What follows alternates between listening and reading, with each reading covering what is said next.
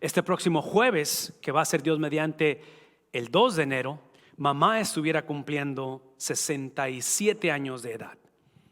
El 19 de diciembre mamá pasó ante la presencia del Señor, muchos de ustedes lo saben, y ha sido una trayectoria de 2 años de lidiar con cáncer, con quimios y en fin, un montón de experiencias que finalmente Dios contesta la oración y la sana, porque mamá está completamente sana. En esa experiencia de verla a ella partir ha sido un sinnúmero de emociones encontradas, experiencias donde nos ha forzado como familia, y digo forzado porque una de mis hermanas vive fuera de aquí del estado de Texas, mi papá vive fuera del país, en fin, nos ha forzado a unirnos y a estar juntos otra vez físicamente. Y cada vez que nos reunimos como familia, que creo que es la experiencia de ustedes, después de no vernos por algún tiempo, por inercia las conversaciones se van hacia la manera en que fuimos educados, cómo nos criaron, conversaciones que teníamos de chicos y cosas por el estilo. Algo similar es el Salmo número 90, que es algo que se ha convertido como en algo tradicional para reflexionar al final de un año, cosas que se han mantenido a través de los años. Una de las cosas que sucedió en estos días anteriores, pensando en el fallecimiento de mamá, es que yo me encontré en mi teléfono una conversación de 4 minutos, ese es un screenshot que le tomé, de 4 minutos que se grabó, no sé cómo se grabó, pero se grabó como si fuera un voicemail, como si fuera un correo de voz. Se grabó una conversación que ella y yo tuvimos el 18 de julio. Así es que por 4 minutos estuve escuchando la voz de ella, estamos interactuando y me dio mucho gusto escucharla, obviamente, porque ya no escucho su voz ahora. Entonces, cuando pienso en el Salmo 90, ahí en sus Biblias, yo pienso que es algo similar, porque el Salmo 90 se le atribuye a uno de los líderes, a uno de los precursores, o realmente se le considera como el fundador de la nación de Israel. Su nombre es Moisés. Y a Moisés se le atribuye este salmo donde Moisés se cree que está al final de sus días.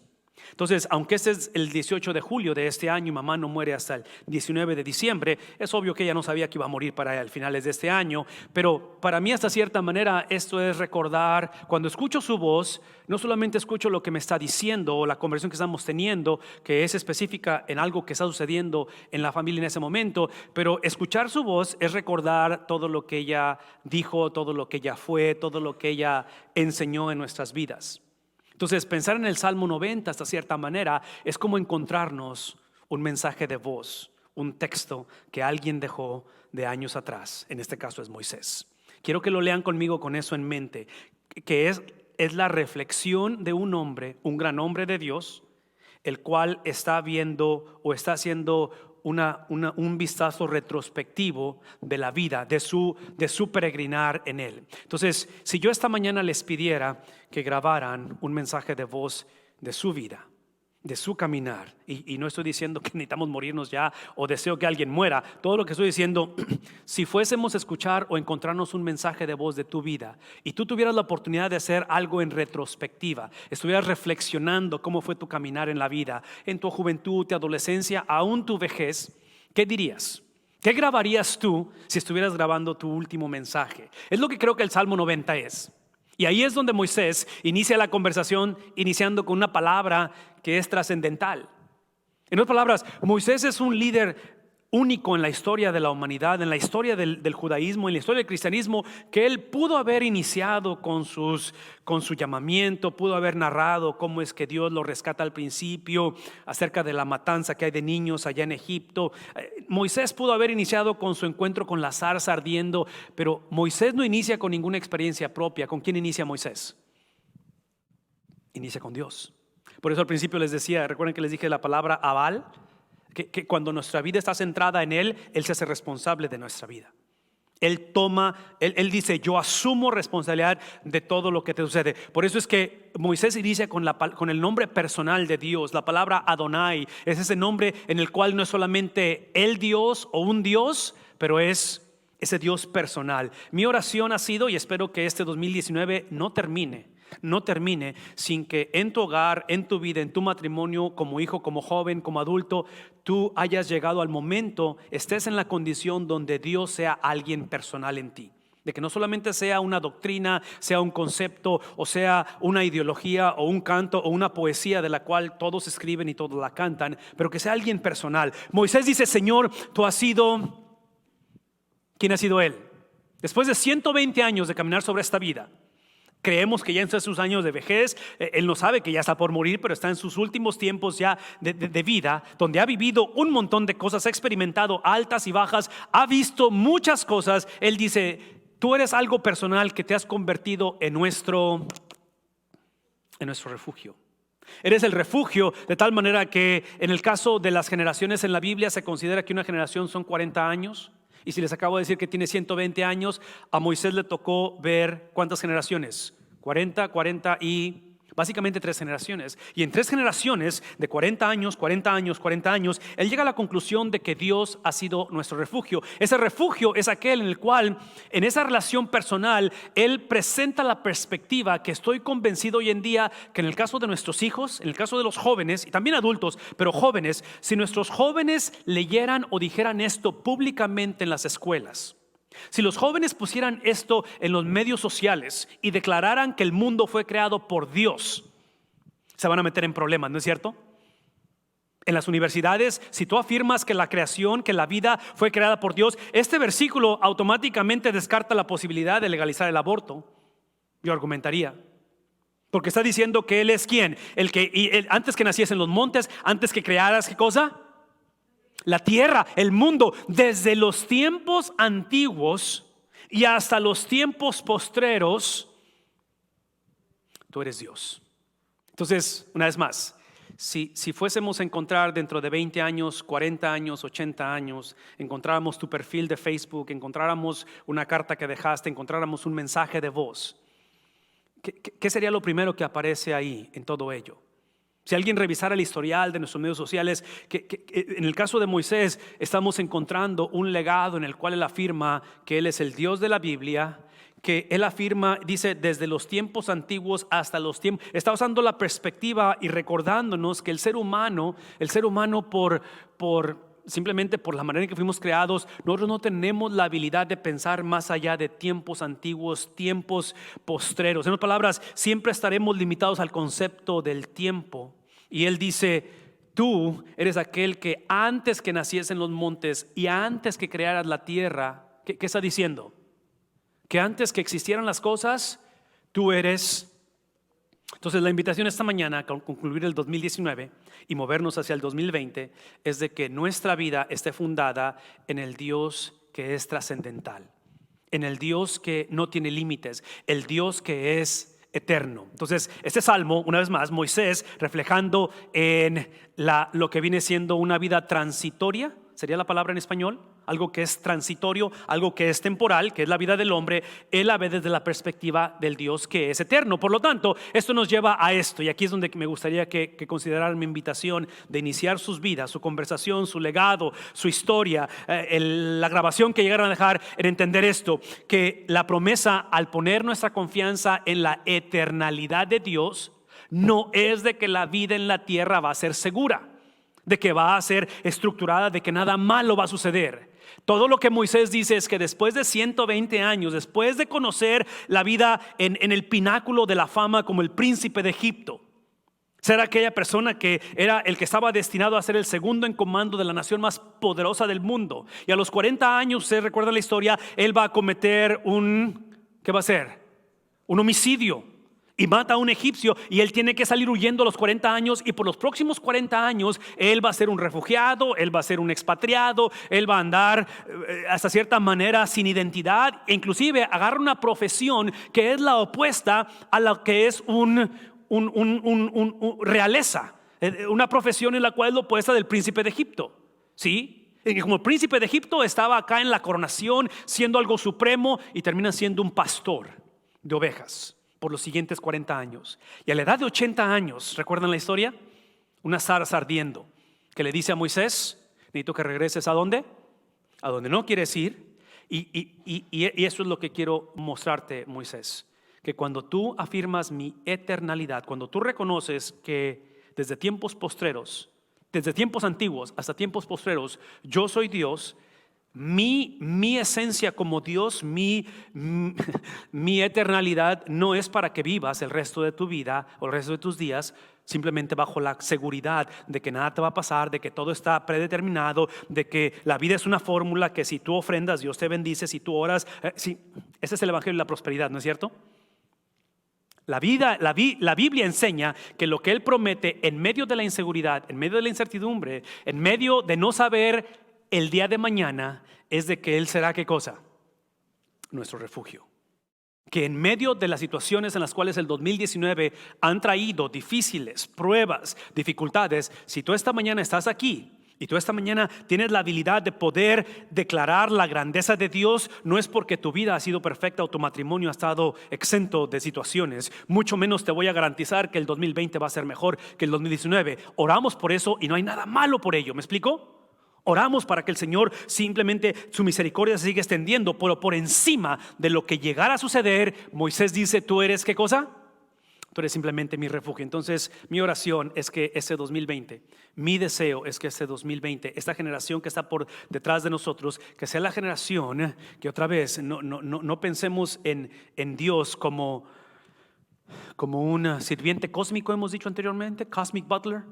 Como alguien que simplemente si oro Él tiene que hacer lo que yo digo cuando yo digo como yo digo. Sí, es simplemente el Dios que se convierte en nuestro refugio en medio de la necesidad. Ahora, aquí está el asunto, porque aquí es donde Moisés empieza a delinear todo esto. ¿Y qué significa que Dios es el refugio? Lo que significa cuando Dios es tu refugio, esto es lo que significa que la vida es insegura, que no hay garantías en la vida, que es difícil la situación, y estoy consciente de ello. Y no predico un evangelio de la pobreza ni un evangelio de sufrimiento. Eso no es lo que estamos predicando aquí. Todo lo que estoy diciendo es esto, que cuando Dios lo ponemos en el lugar que le corresponde de preeminencia, de que Él es desde los años antiguos hasta los años postreros, lo que sucede es que expone nuestra fragilidad, expone nuestra inseguridad, expone la condición del hombre, donde dice, tú haces que los hombres vuelvan al polvo, cuando dices, vuélvanse al polvo, ¿quiénes? Lo opuesto a lo que Él es, Él. ¿Qué es lo opuesto a un mortal? Sí, alguien que es eterno, ¿no es cierto? Entonces Moisés inició no hablando Moisés no inició hablando de que él como pastor, si él lo pones en el término de pastor, cuando él a la edad de 80 años saca aproximadamente a 2.7 millones de personas de Egipto, que es lo que se cree que sacó, 2.7 millones de esclavos, y lo saca para peregrinar por ¿cuántos años en el desierto? 40 años, toda una generación, ¿sí?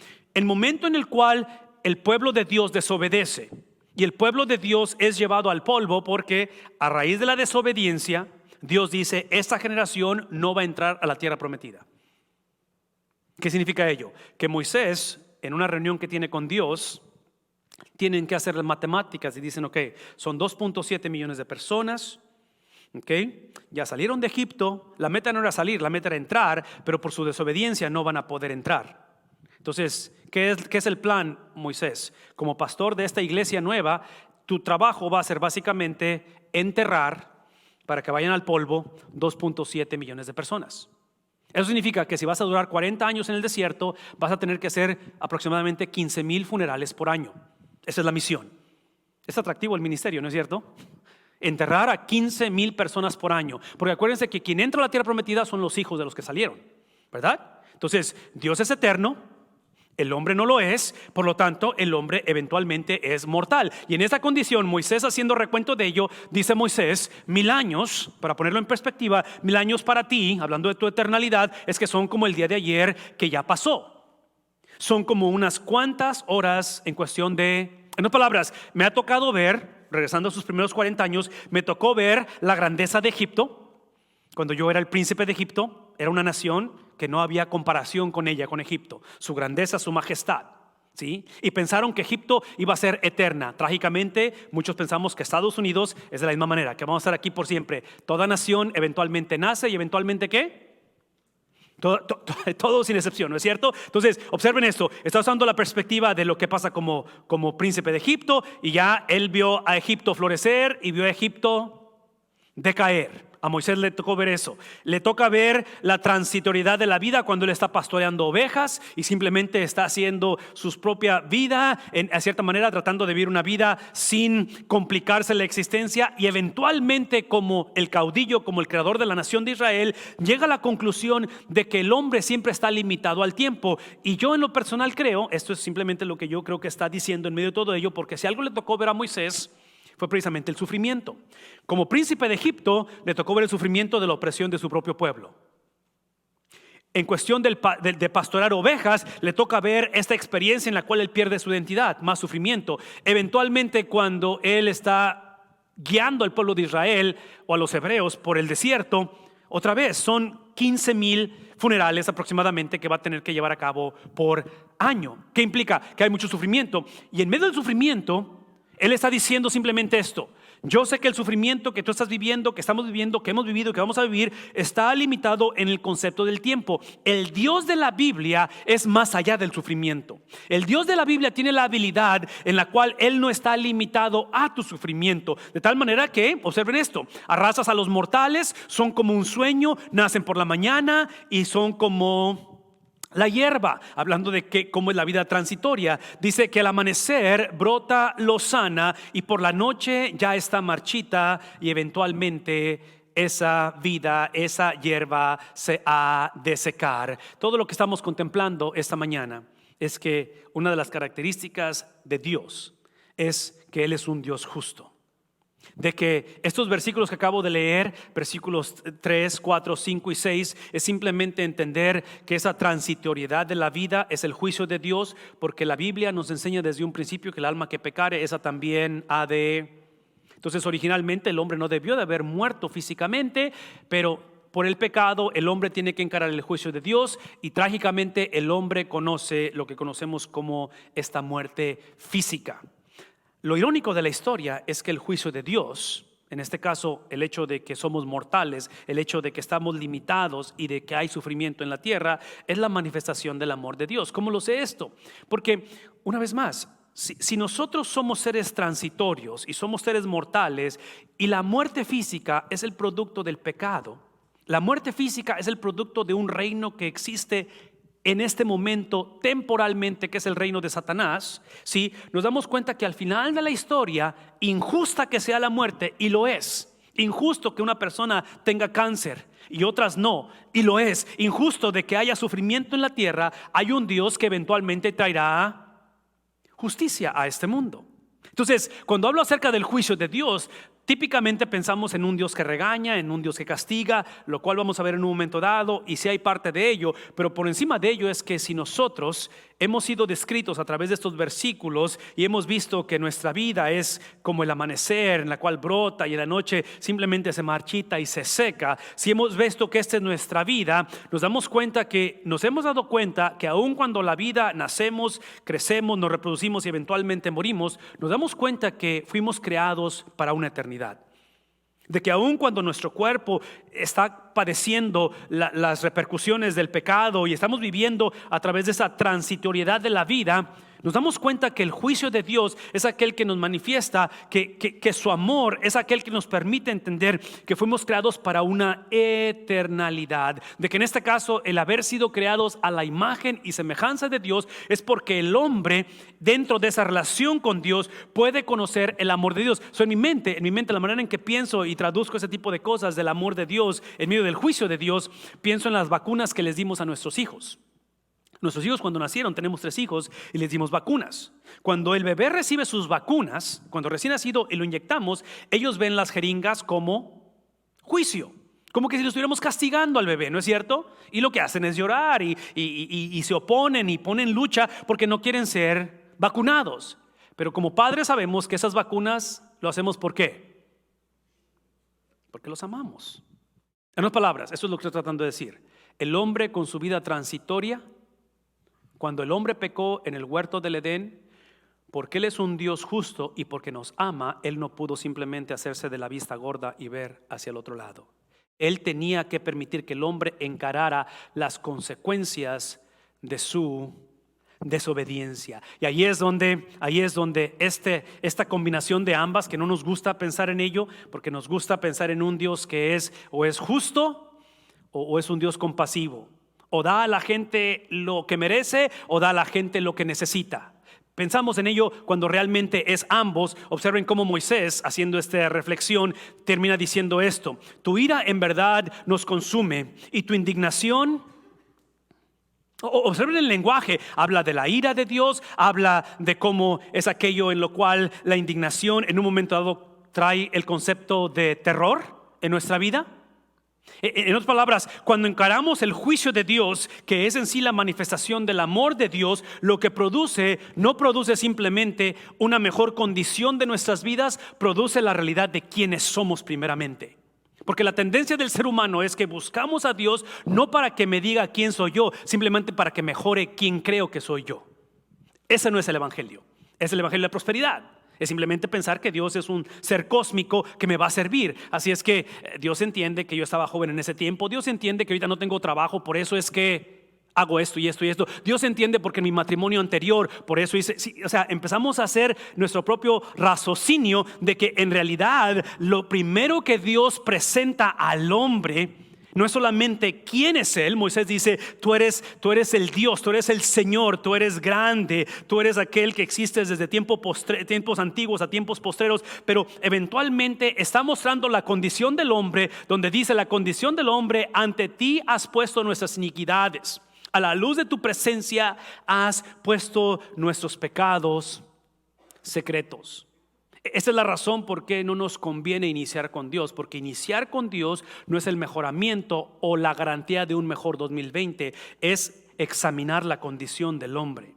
Y el problema del hombre no es cómo nos comportamos, el problema del hombre es el corazón, la disponibilidad, la inclinación, de tal manera que dice él: por causa de tu ira se nos va la vida entera, se esfuman nuestros años como un suspiro. Ahora, aquí está lo interesante de esto. Es que dice él, y este es un pasaje que lo hemos escuchado muchas veces: algunos llegamos hasta los 70 años, quizás alcancemos hasta los 80 si las fuerzas nos acompañan.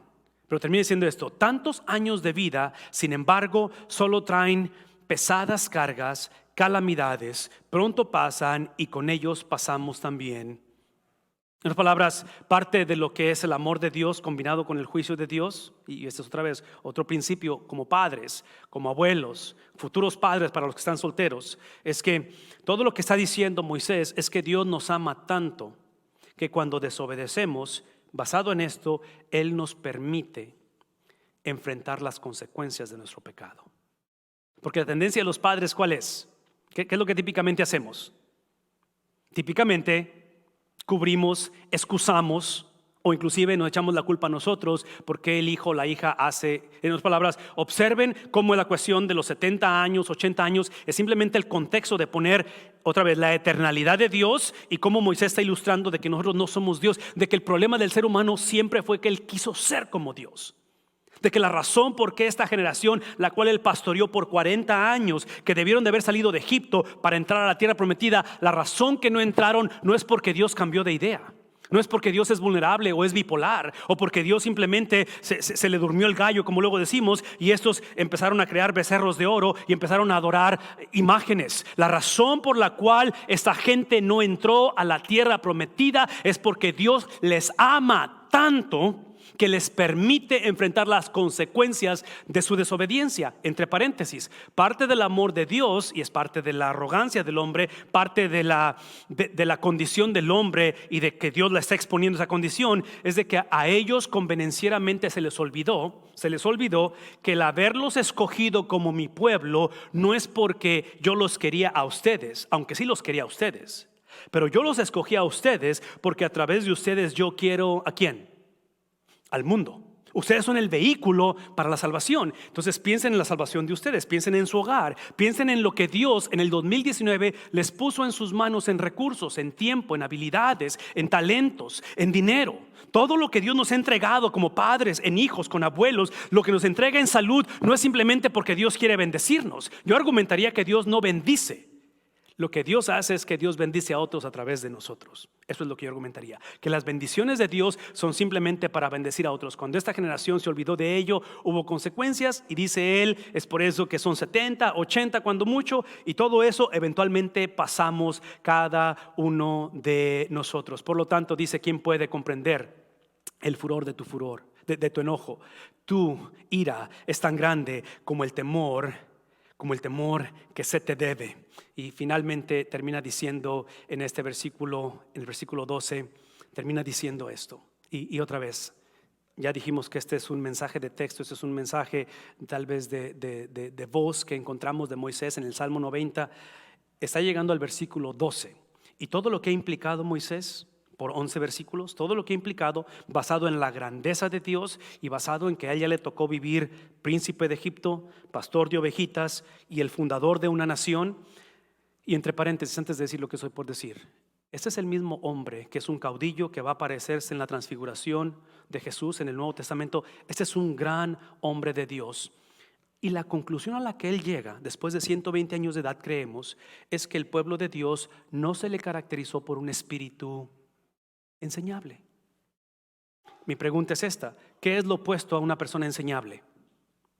No enseñable, altiva, sábelo todo, orgulloso, duro de, ¿qué dice el Antiguo Testamento? Duro de cerviz. Y seamos honestos, esta palabra de enseñable es como ¿qué es la palabra? No quiero decir humildad, greed, avaricia. La avaricia nunca se ve en el espejo. Nadie se ve en el espejo y dice, yo soy un avaro, yo soy bien greedy. Lo que decimos es que yo soy bien go-getter, yo soy bien luchista, ¿no es cierto? Yo me esfuerzo, por eso me levanto temprano y trabajo duro. Pero seamos honestos, en otras palabras, lo que estoy diciendo es que nunca vas a poder decir y verte al espejo y decir, yo soy bien enseñable. Porque es decir, yo soy bien humilde. Si dices que eres humilde, es la señal de que no eres humilde, ¿verdad? Entonces, Moisés está diciendo, Señor, no estoy pidiendo que nos metas a la tierra prometida, no estoy pidiendo que simplemente borrón y cuenta nueva, no estoy pidiendo simplemente que ayudes a mis hijos a no cometer los errores que yo cometí. Todo lo que está diciendo es esto: la base de las calamidades, la base de que somos como la hierba del campo, la base de la cual está en que tú eres eterno, tú eres grande, tú eres maravilloso, tú eres supremo y no lo somos nosotros. Es el hecho de que hemos perdido la habilidad de ser enseñables, de que te hemos tratado como si vas a ser el Dios que va a ser burlado, que el hombre no va a cosechar lo que siembra. Por lo tanto, Moisés dice siempre, y otra vez, en mi mente esto es lo que estoy visualizando, que este sí es Moisés, 120 años. Esto está implicando que la audiencia de Moisés, y esto lo estoy implicando, no lo sé por seguridad, pero si este es el Moisés de 120 años, su audiencia son los hijos de los que salieron de Egipto. Porque ya dijimos que 2.7,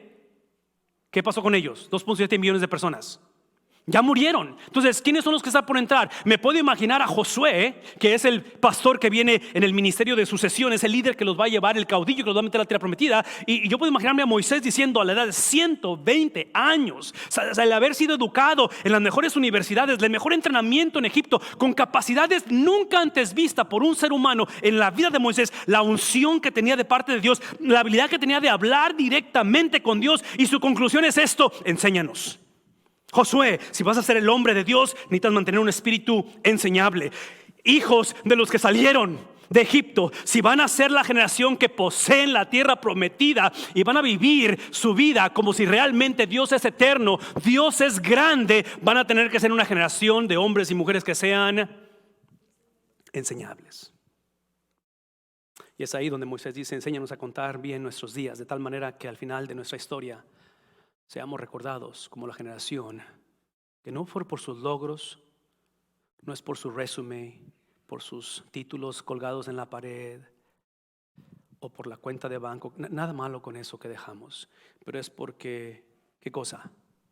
La esencia, no la conducta, la esencia, el corazón.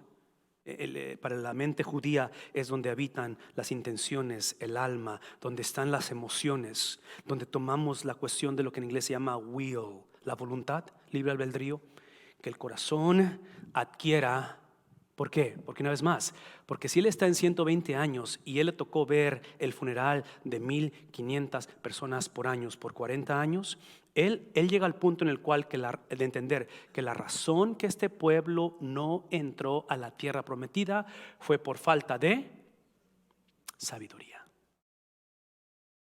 Cuando Mateo capítulo 25 narra 3 parábolas, habla acerca la de los talentos, la de las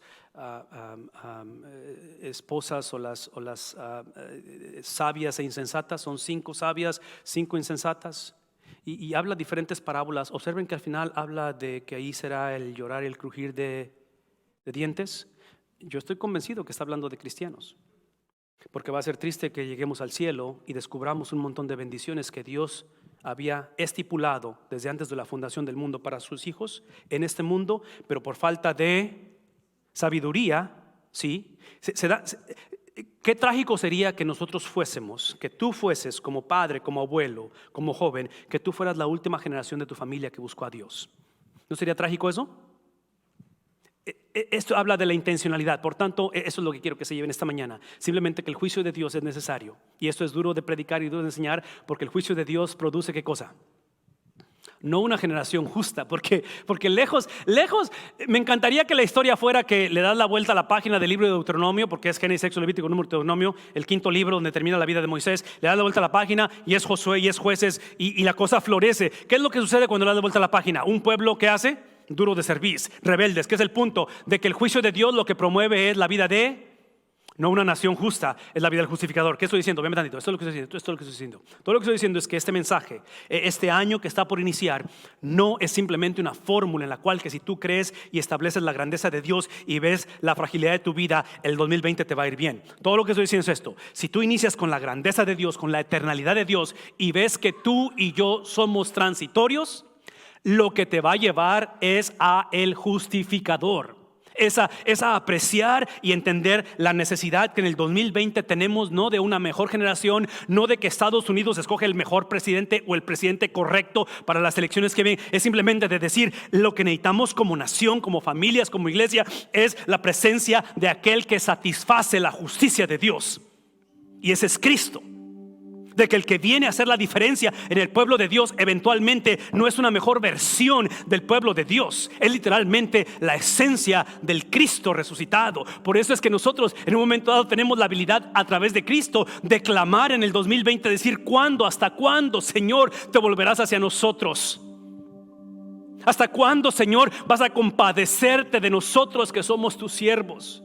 ¿Hasta cuándo vas a recordar las promesas que hiciste a nuestros padres? ¿Hasta cuándo, Señor, nos vas a dar la habilidad de que no es suficiente simplemente abrazar un montón de conceptos? Pero ahora espero que en el 2020, independientemente cómo sea, cómo se mueva, cómo maneje el 2020, tenemos literalmente una perspectiva, un worldview en el cual aprendemos que Dios es confiable. Por lo tanto, eso es lo que Dios promete hacer en el 2020. Él promete ¿qué cosa? Simplemente que en medio de la carencia, en medio de la dificultad, en medio de la desolación, en medio del divorcio, en medio de la muerte, en medio de la separación, y no estoy profetizando esto sobre nadie, solamente estoy diciendo que porque Dios es eterno y nosotros no somos, es cuestión de tiempo que el mundo nos afecta. Es cuestión de tiempo que nuestros límites nos recuerdan lo frágiles que somos. Y en medio de nuestra fragilidad, en medio de que Moisés entierra una generación completa en el desierto, él dice simplemente: sácianos. Imagínense una generación de jóvenes, de señoritas esta mañana, que su característica no es la abundancia o la carencia, no es la experiencia ni sus sueños, sino una vida que esté saciada por el amor, por la mañana, algo en lo cual toda nuestra vida cantemos de alegría. Sean días y años que nos has afligido, nos has hecho sufrir. Ahora, ¿qué es la oración? Devuélvenos ahora ese tiempo en el cual deseamos conocer lo opuesto. Trae esos momentos de refrigerio a nuestro espíritu. Esta mañana simplemente quiero recordarles que la perspectiva de las tragedias cambia, porque para el cristiano, cuando pasa por la tragedia, al igual que el no cristiano, la diferencia es que con la tragedia Dios nos disciplina para moldearnos a su imagen. Trágicamente para el no cristiano es simplemente destrucción y no esperanza, y es por eso que ahora dice él: sean manifiestas ¿qué cosa? ¿Qué es lo que desea Moisés que sea manifiesto? En medio de la desolación, en medio de no tener identidad, en medio donde, en otras palabras, este versículo tendría mucho más sentido si él hace esta afirmación de decir: manifiesta tus obras ahora que ya estamos en la tierra prometida. ¿De dónde está escribiendo Moisés? Él no entra a la tierra prometida. Él no conoce la obra terminada. Entonces, Moisés no depende de circunstancias. Él simplemente dice: en medio de nuestra carencia, en medio de nuestra desobediencia, en medio de esa generación nueva, hablando de los que están ahora por entrar, dice: manifiesta tus obras. Y manifiesta ¿qué cosa? Manifiesta tu esplendor. En otras palabras, Moisés está dependiendo simplemente en la manera en que Dios decide, la soberanía, la autoridad, los designios de que Dios decide preservar a su pueblo. Dios en el 2019 ha decidido preservarte, no por tu esplendor ni por tus obras, pero aún por la falta de esplendor y aún por la falta de obras. ¿No es cierto? No es por nosotros, es aún por nosotros, donde dice él: ahora es que mi oración por mi hogar, mi oración por este 2020 es que el favor del Señor, nuestro Dios, esté sobre ¿dónde? No está diciendo que se vaya la maldad, el peligro, la desaveniencia. Todo lo que está diciendo es: el favor del Señor esté sobre nosotros. Por lo tanto, Señor, ese favor manifiéstalo a través de la obra ¿de quién? Lo que está diciendo es esto, simplemente está diciendo: conforme Dios ha escogido preservar a su pueblo, el pueblo responsable de llevar a cabo la perseverancia. Dios preserva, su pueblo persevera. Una vez más, Dios preserva, su pueblo persevera. ¿Qué estoy diciendo? Que conforme el Señor da el favor a tu vida, y el Señor lo ha dado, el Señor lo quiere dar, el Señor te lo ha provisto, es para que ahora la obra de tus manos esté basada en el favor de Dios. La obra de tus manos, lo que tú haces, lo que tú sientes, lo que tú piensas, sea el producto de lo que Dios ha establecido desde una eternidad. Estamos concluyendo nuestro culto esta mañana, y yo lo que quiero invitarles a hacer es de que dediquemos unos minutos, simplemente, es el último domingo del año, simplemente a hacer esta nuestra oración. En tu hogar, tal vez es en tu salud, tal vez es en tus relaciones interpersonales, tal vez es en tu soltería. No sé dónde estés esta mañana, pero mi oración, mi deseo es de que esta mañana oremos y digamos: sácianos. Sé tú la fuente, sé tú el recurso. En otras palabras, Señor, preserva a nuestros hijos, preserva tu palabra, preserva a tu iglesia, preserva esta nación, y permite que en medio de la declaración de lo que tú eres, tu eternalidad, tus hijos, tus familias, obremos de acuerdo